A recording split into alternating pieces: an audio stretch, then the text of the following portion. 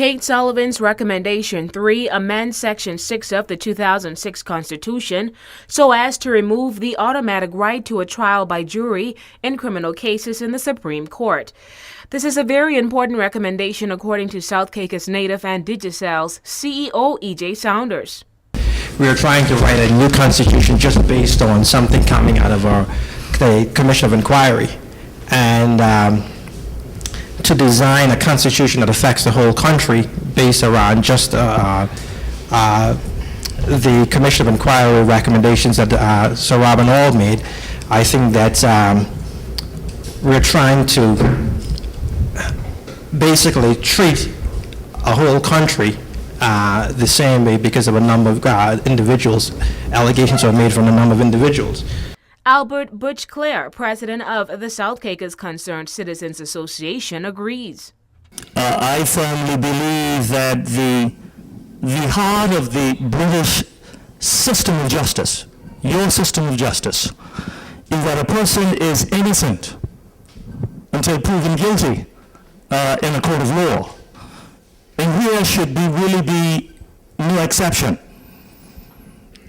I think the right to trial by jury should be retained. And if that is the case, the only time that particular right is revoked is under extreme circumstances. And those extreme circumstances, as I interrupt them, will be circumstances surrounding war, insurrection, rioting, etc. Recommendation 4 introduces a statement of governance principles and empowers the governor to enforce compliance with the principles in government policies and decision-making. Pastor John Malcolm gives his take on that recommendation. We do agree that the introduction of a statement of governance principles would enhance the atmosphere for achieving the high ideals of good governance. However, we disagree that this statement should be unilaterally crafted by the Secretary of State to the exclusion of local elected ministers. We would support such a recommendation if it stipulates that the document should be produced after negotiation with local elected officials. We believe that such an inclusion would foster buy-in on behalf of local representatives and give them a sense of ownership of the requirements, thereby creating an atmosphere of mutual interest. Also speaking on that recommendation was former MP Norman Saunders Sr. I'm Norman Saunders, and I think I represent a good cross-section of the electorate of all Total Talks in Caicos Islands. Following on the sentiments expressed by Reverend Malcolm a few moments ago, I'm going to deal with your recommendation number 4. But I think it is necessary to say, when one reads this document in its entirety, Talks Islanders get a feeling of anger. Somehow or the other, the way you express all your recommendations doesn't fit well. It seems as if you are insensitive to our particular situation. And I hope I'm not prejudging you wrongly. I hope that is not the case.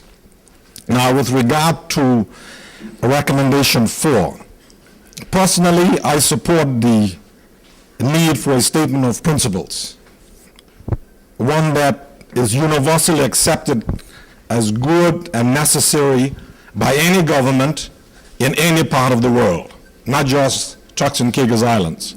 However, when we leave aside the need for honesty, transparency, accountability, and the like, we should not be fettering a government with rules and regulations that are so restrictive that a government cannot meet its mandate to the electorate. We can never try and do that. Now, recommendation 5, one of the more widely rejected recommendations, suggests that the deputy governor's role should not be restricted to belongers and should be subject to an open merit-based competition. All your recommendations seem to dilute or take away from local people, from government, local government elected officials, any semblance of a little power that they might have, which you gave to us. You sent us learned experts. And the British are good on sending experts. I don't know where they find them, but they come. 4 years ago, we had a team of experts. And over here you say,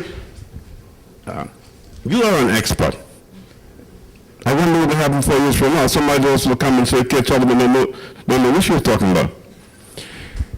I recommend that you take out the knot. The deputy governor's role should be restricted to belongers, and belongers only. The governor all the powers to treat the slaves how he feel like it. That's what he wants. Hey, listen, we want the deputy governor to be a Turks and Caicos Islander. Most of us here in these islands, and especially in this room, have reasons to believe that the position of the deputy governor is a sacred one.